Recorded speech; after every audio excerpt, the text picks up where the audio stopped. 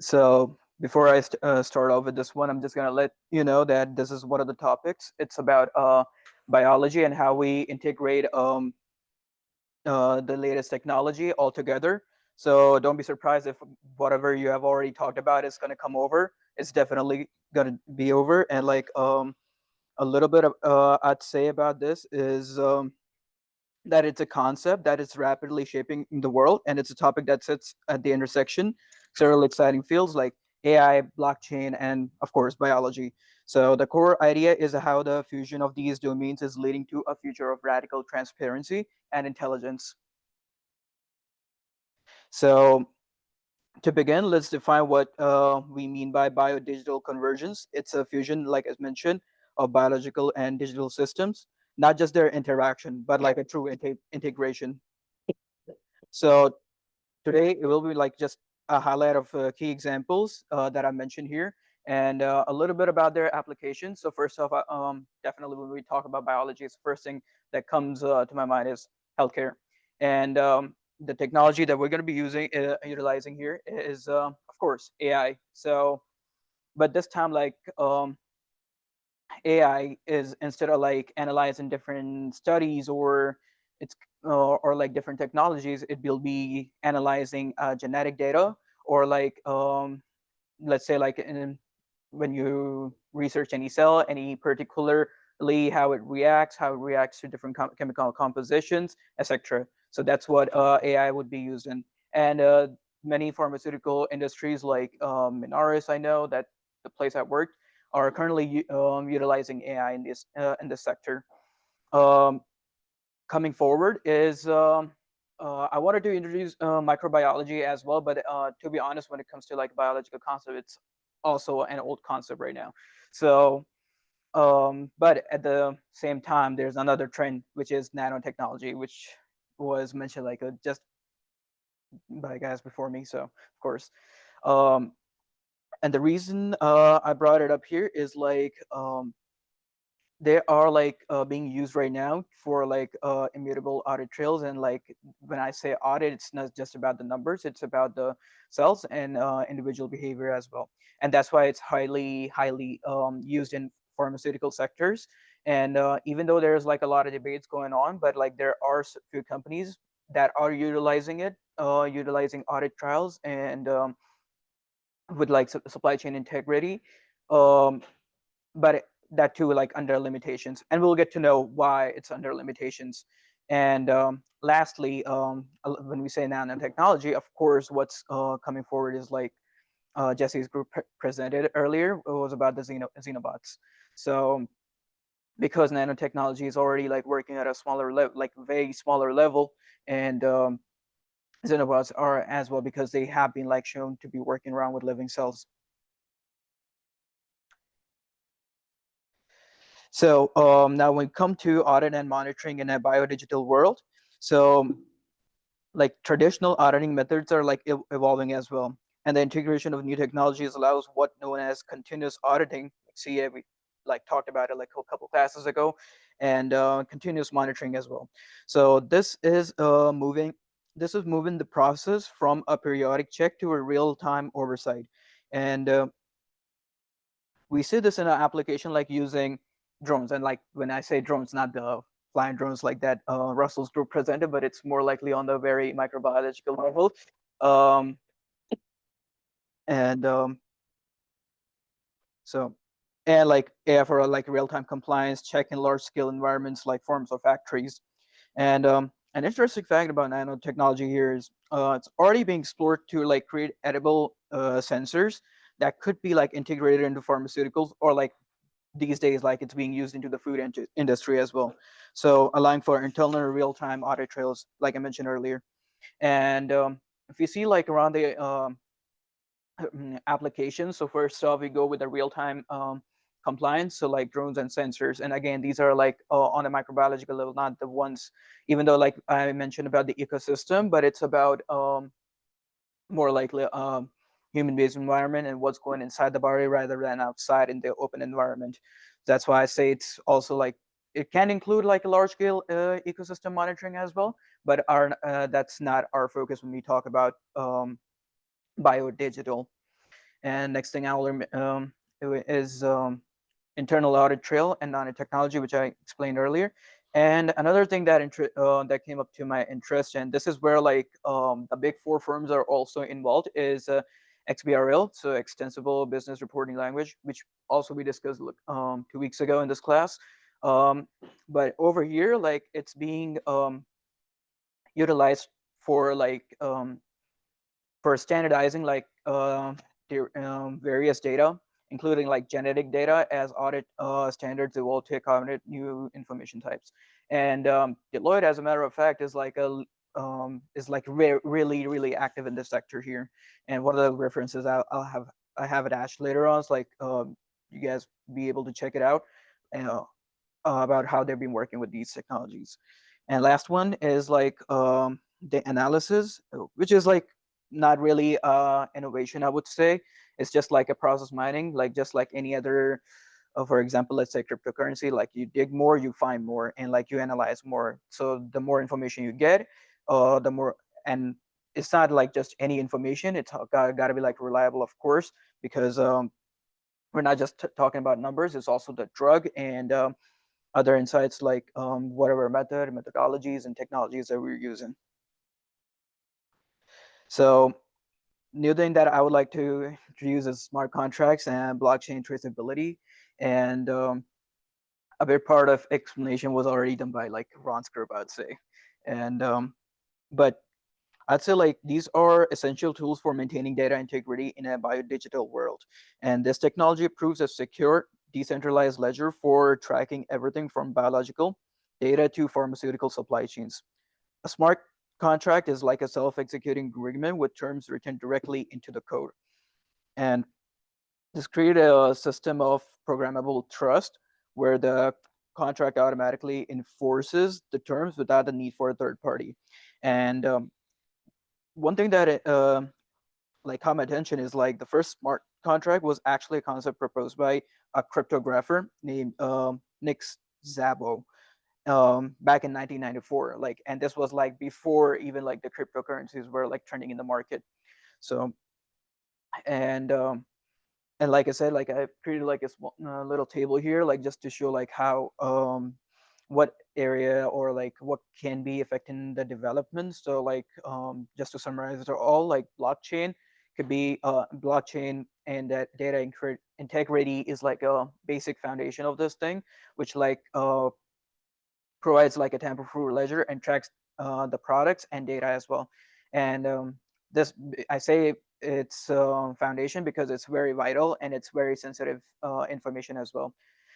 Next up is the smart contracts for automation, because it's like I mentioned, it's a digital agreement, and like the codes or whatever, every information that's being put in is in the form of codes. So yeah, so automation and smart cards has to be working together to like to create like something like a programmable trust. And thirdly is like just to mention about healthcare and pharma. So it's gonna work the same way again. And like when it comes to like integration, so like combining all these three applications that you mentioned before, so it can be embedded into smart contract code. So it's gonna automatically like ensure the transaction and that the data that's being handled is aligned and aligned with like predefined standards. Next up is process mining and XBRL in bioecosystems. I just wanted to like elaborate a little bit on that. So while blockchains handles integrity and like it tracks the process and everything, so process mining helps us understand the workflow within these bioecosystem. So let's say if there's like any error that comes in, so blockchain is able to identify the error, but however, like the process mining is going to help us understand deeper, because a lot of concepts in AI is like it will be happening, but at a certain point, whatever happens is beyond the human understanding. So that's why like they put more control over it. And that's one of the reasons like why process mining comes into the play here. It explains why it happens. So, and it's an analytical technique that can be used to track the flow of information or physical goods, such as monitoring journey of new drug through clinical trials. And furthermore, if we talk about like XBRL, like it has now become a standard for digital business reporting. So as per the SEC, so and it's been adapted to handle like complex data, including genetic data, which is a new trend. And this is leading to a development of new audit standards specifically tailored for biotech and life sciences. And that's why when I mentioned like life sciences, it's mostly like introduced directly into pharma and like a research. I think you might be a little bit confused.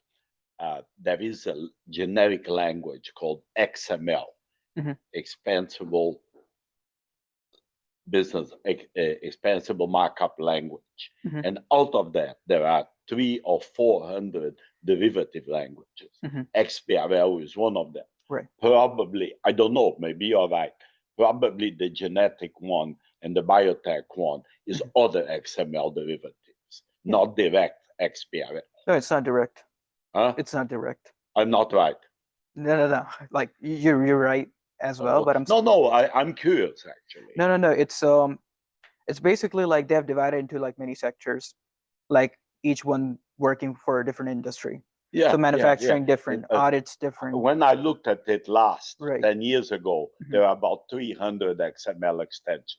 Right. And the XBRL one got me very annoyed Mhm. because they changed a little bit the standard. Mhm. And so the software of XML Mhm. that worked in many other dimensions didn't work. And this was just for some companies to make some money selling the service. Yes. So I stopped going to the conferences because I was so annoyed. I'm glad you mentioned that because XBR like it keeps changing all over the time. Yeah, Like they they keep updating the exactly. taxonomy. So like they could be like introducing one thing like this year and like they like go back to that thing saying that it's wrong and they like totally eliminate it. So and that might probably be like conflicted with this one over here. But this is like what I'm doing with like what's like possible, what's coming on later on. Like so, and because it's bioecosystem, it needs to be adapted again together. So this is like one of the theories that they're being like suggested, like how it could be working. So it's they say it's one of the possibilities, but they still haven't come up with a proper plan. And well, that's why I said like has led to like need for new audit standards. So like new audit standards. So every time like it's a different way. So because technology is keeping evolving over time. So I hope that answers it. But next one was mentioned about like these couple of things here. Like basically the main issue with these innovations and trends to bring up in the financing, like to bring up in the life sciences industry, is the financing itself. So like so and like right now like like they're more focused on like the new financial models right now. And like earlier like we know about DeFi, is how it's like democratic, like it's coming into the market, like how because of its because how biotechnology right now is being funded, it's mostly through DeFi right now. And also like when I talk about DeFi, it's been like through a couple of years, like how it went from nothing to literally like I guess 132 billion. So and another mention is like another so DeFi platforms are like making it possible for a wider range of people to fund biotech projects. And that's what they think about bringing this as a new trend. But another one that's in action is Wida DAO. So it's like a decentralized autonomous organization. And it's also like specifically designed for funding longevity research, uses like a clean community drive model. I still need to like learn more about this because it's a very complicated thing. Um, for and thirdly is like programming with like stable coins that was mentioned earlier too. So although like to your question right now, like when you asked whether it's gonna like replace US dollar, I just introduced this that it's a stable asset right now. So and can be used for like programmable funding. So like when you integrate everything like blockchain and process mining and like stable coins, which is like everything is like tracked. And the reason why stablecoin is over here is like can be released automatically when the specific project milestones are met. So and and that another factor is like they ensure transparency and efficiency as well, compared to like the rest of the cryptocurrency. So next one is emerging frontiers. Like I mentioned earlier, it's just like a little recap.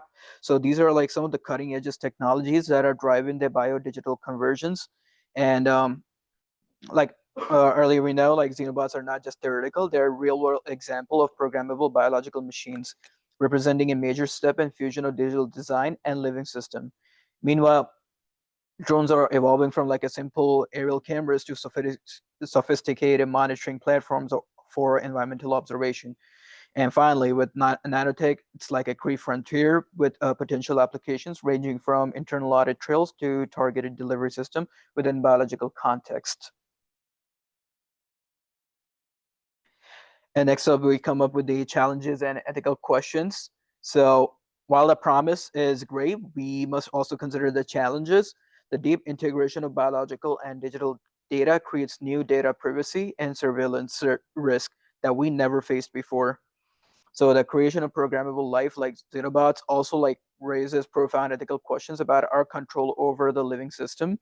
The highlights like this highlights the urgent need for like new regulatory and ethical framework to govern this rapidly evolving field. And like I mentioned about like control and like the risk, because everybody is like worried about their own data, how it's going to be used, like compared to like any industry when it comes over. And that's why like they're trying to like update with these new technologies, like new regulation to be coming up. And that's why it's taken a lot more time than it's expected compared to how the technology is evolving over time. And one interesting fact for me over here is like the European Union's General Data Protection Regulation. It's it's a key example of how governments are trying to create new frameworks to handle the challenges of digital data. But but bio-digital data will require even more nuanced regulations, and it's like a big break like in the way. So it's not just a financial thing, it's more about like people's privacy and their data, how it's being used. So when someone creates like a regulation, then they found a loophole and now the regulations are created again, and it's just like a going on loop over and over again. And lastly, the biodigital convergence is like a paradigm shift and not just like a technological trend, and we talked about it like throughout. It's leading us towards an era of radical transparency through technologies like blockchain, radical intelligence, through AI and nanotech. To effectively navigate this future, we must stay aware, act wisely, and smartly. And with that being said, I mentioned probably like everybody's points here and everybody's thing here, like, and yeah. With that being said, yeah.